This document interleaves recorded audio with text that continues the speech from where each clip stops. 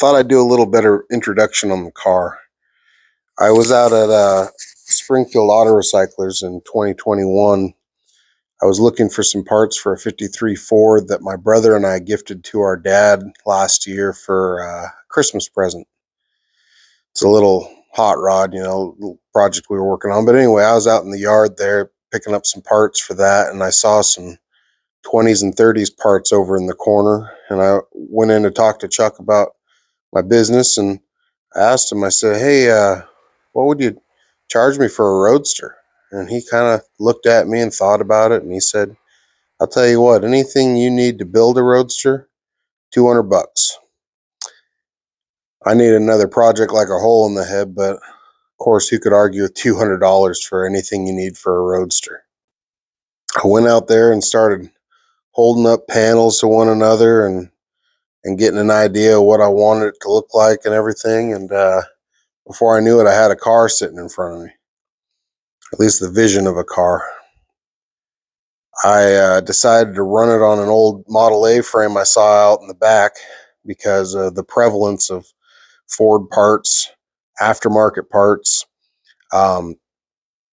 just getting original parts. I mean, there's just a lot more of them, and it's a lot more easier to figure out. There's a lot more documentation on how to do it, and it just seemed like the best platform to set it on. But yeah, I was out there digging around. I found a stack of quarter panels leaning up against a wall, and I think they're all Chevy. And then I got them all loaded up. There was a row of cowls out there. I found a touring body that's in pretty rough shape. Got a couple doors for it. I started holding stuff up, and I could see the shape I wanted. Then after a while, I was scrolling around online, and I found a '49 Lincoln that was for sale for $400. And then of course I had to reach out to the guy because $400 seems a little cheap. It's about scrap price, at least at the time. And he said that within the last 10 years, the car had been driven down the driveway, and it had a pretty solid drivetrain in it. Now, 49 Lincoln came stock with a the biggest flathead, a 337 flathead V8. It says Lincoln right on the heads. Real cool looking engine. A lot of torque. Moved a real heavy car, and I'm strapping it into a real lightweight car. I went and picked the car up, turned right around, sold the bumpers off it for $500. So I was sitting in pretty good shape on it. It was really rusty. I'm not big on cutting up old cars and throwing stuff away. They've survived a long time, but this one had bad cancer. It was missing pieces. The last owners had cut tube steel and kind of tack welded it together, but in the wrong shape. It was toast. But as I was cutting it up, I saw that trunk lid, and I thought, man, I bet that thing's going to work. And I'll tell you, it's perfect for what I'm wanting to do here. Last time I was out there, Chuck closed down the auto yard. He scrapped everything, most everything. Last time I was out there, he gifted me this seat back. I may end up using it. I like the idea, though, of doing a cockpit style seat that folds up and over the perimeter there and snaps down. I think the whole cab of this thing looks like a cockpit. Just, from the front of that Dodge cowl to the back, it just has that airplane cockpit look, like an old biplane. And I love the shape of this rear end on this thing. I mean, it's just got that cool 49 Lincoln ridge down the middle. It's really neat. I think it's going to really come together. And who would have thought a trunk off such a big car would fit? My 33 Dodge 5-window, actually, which was my priority as far as my builds go, has turned to the back burner while I've assembled this car out of so many different cars. And that's why I call it the Triple Crest Roadster. And it's not an easy task, let me warn you. I'll tell you, when you take a floppy car that had wood structure in it, and then you try to make 3 or 4 of those floppy pieces into a square, solid car, it's tough. I ended up having to take the driver's side rear quarter off twice because it just wasn't in the right spot. Now that I have all the structure in and the subframe and the floors, it's pretty stout, and I finally have that quarter in the right spot. So that's what I'm going to work on this evening, is a little patch, blending that in a little better. I'm really happy though with the car. I'm really happy with the way it's coming along, and soon we'll be yanking the motor out of that what's left of the Lincoln carcass, and we'll be setting it in there and getting things, motor mounts and X-frame in there and everything. You can see here I had a 46 Ford front end in it at one point, and it was really wide. I didn't like the way it looked. I scored this 39 Ford front end. Not with this axle. It was a stock axle, which I've sold. It just wasn't low enough, and this cast drop axle is really the way to go. It got the front end down. I'm still going to add a couple leaves to the rear to bring it up, but I really dig it. It's spring in front, which was something guys did. You know, a lot of guys turn their nose up at it because it's not in Vern Tardell's book, but guys did it back in the day. Spring in front, it gets the car lower. The bones were already split, which I think they have to be with me running a hydromatic on this thing. I got a good rosette weld on it. I got the bungs welded in really nice. They're stout. They'll be there a long time, take a lot of abuse. One of the next tasks is I got to put my plates on here with a 7-degree beveled hole for those tie rod ends. Once those are set equidistant from the front, you know, that'll get that front end in, and I've got enough room there to pull it back and forth to adjust a little bit. But I'll end up pie cutting. I'll end up pie cutting these arms, and then you can adjust your angle of your front axle, which is also supposed to be about 7 degrees. At least that's what I'm gonna do. I'm really digging the look of the car, though. I started out uh, running these Chevy headlights on it for mockup. They're a little big though, and it's not really what guys would have run. You know, a lot of guys nowadays are running these big headlights, but back in the day, that would have been the first thing in the trash can, and guys would have been running smaller seal beam headlights. It's just that's what hot rodding was happening. You know, that's what they were doing. I was at the Albany swap meet and I picked up these. I think they're reproductions of 34 Ford. Um, they'll work for now, unless I come across something I like better. Not sure I'm going to stick with these mounts. They're kind of canted out a little bit. I have some BLCs up there. I have another Model A headlight bar, which I might end up using with the piece across the middle. I'm not sure. You can see how they're kind of leaned out, and I'll have to heat them and bend them back up a little bit, I think. But I dig the chrome headlights. I think the car is going to need it. I'm running a Model AA front cross member, by the way. You have to run the Model AA front cross member because the 39 Ford front spring is wider than a Model A. Won't fit in a stock Model A cross member. So you got to get the big truck cross member to run that bigger spring.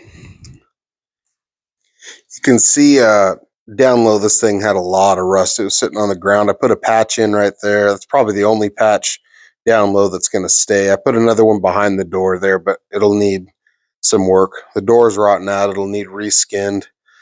The whole bottom of the car, you know, it's on good sub rails, but as far as the skins go down low, it's going to need some work. I got the one factory toe board brace there.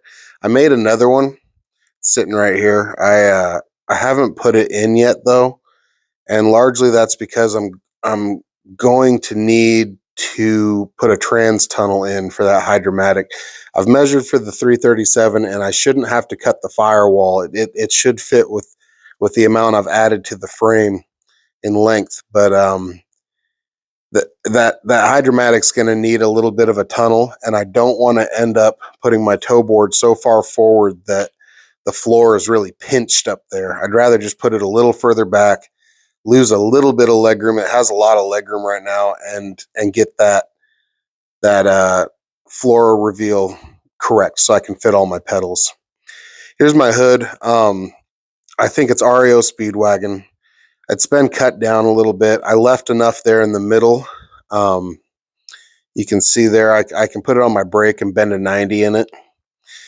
And then I can put my piano hinge down the middle. I still have to cut the other side. It's over there.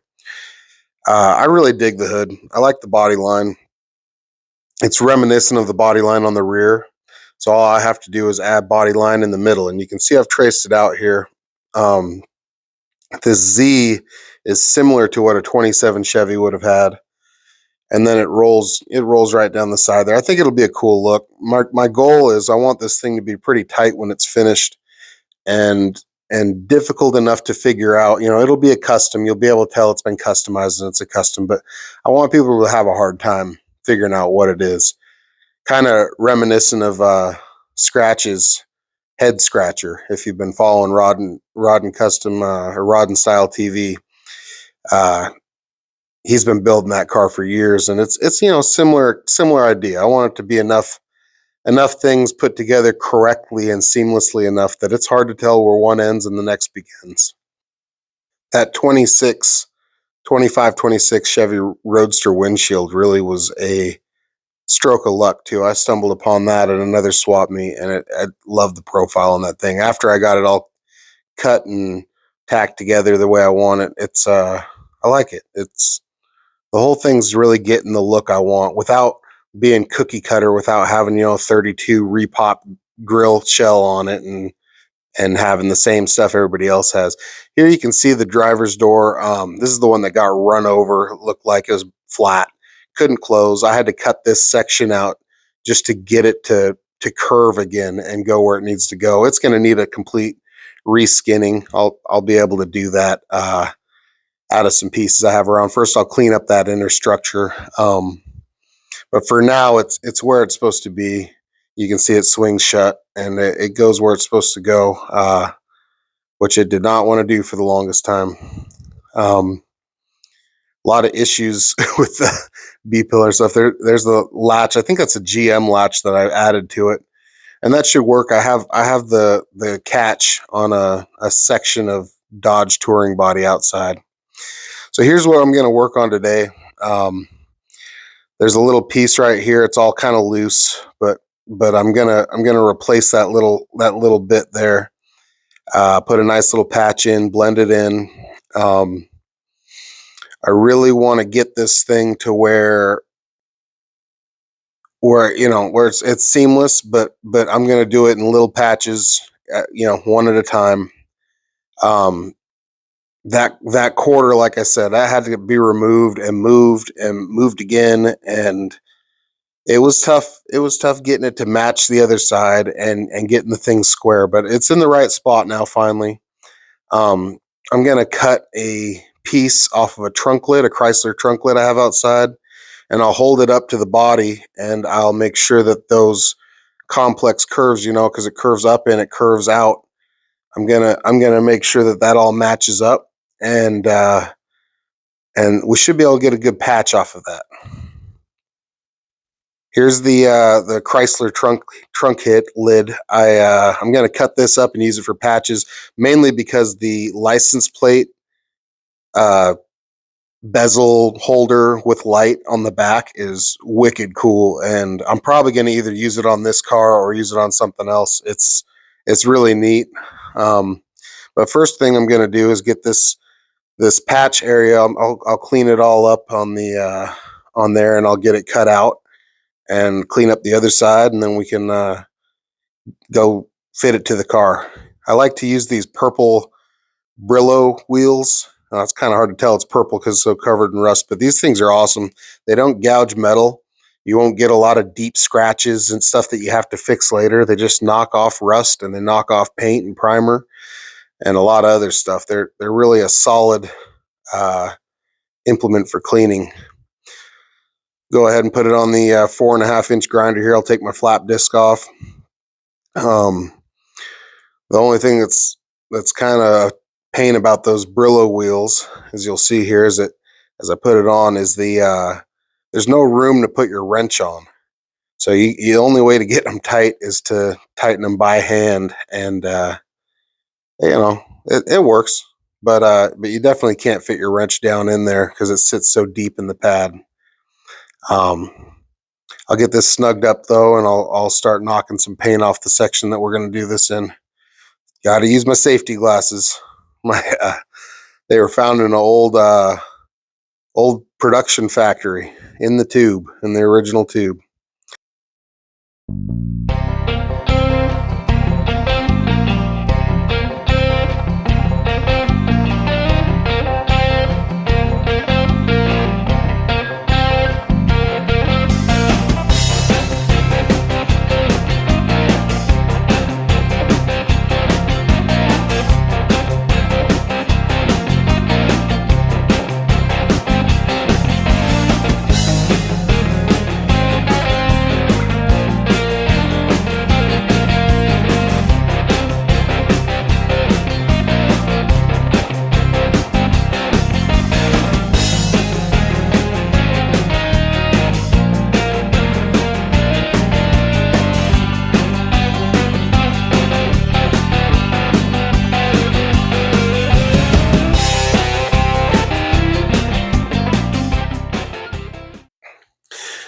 Okay, we got our patch.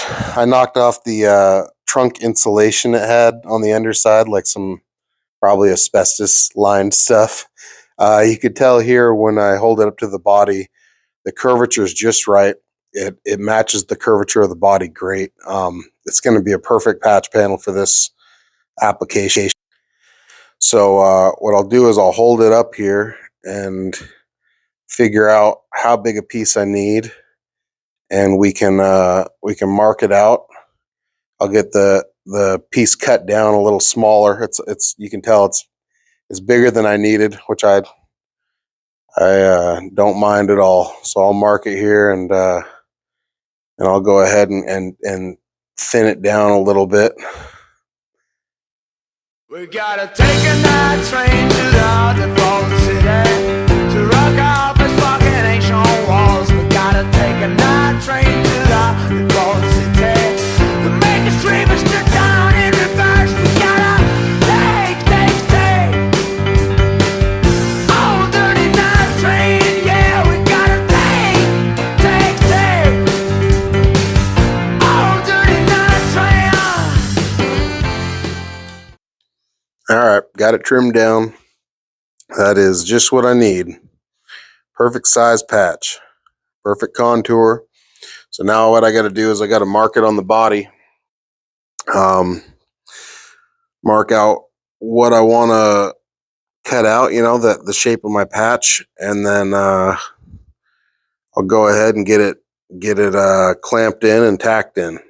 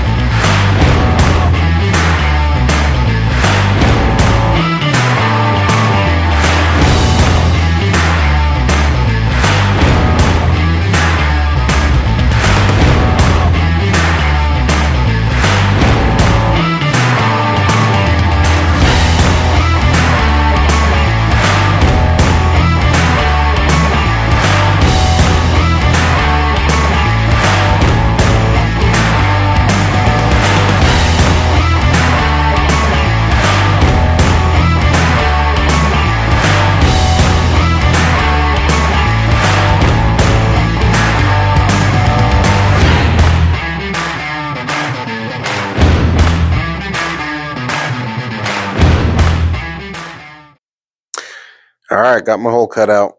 Right now I'm just going to check it out real quick, make sure it fits just right.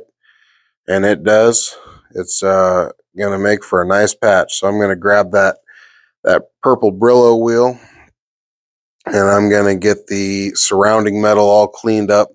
You never want to weld to rusty or dirty metal. It's a recipe for disaster. You don't get good penetration, and you don't. It doesn't. It just doesn't work out. You end up with all kinds of imperfections in your welds, and it's just not the way to go. So definitely clean up before you start welding.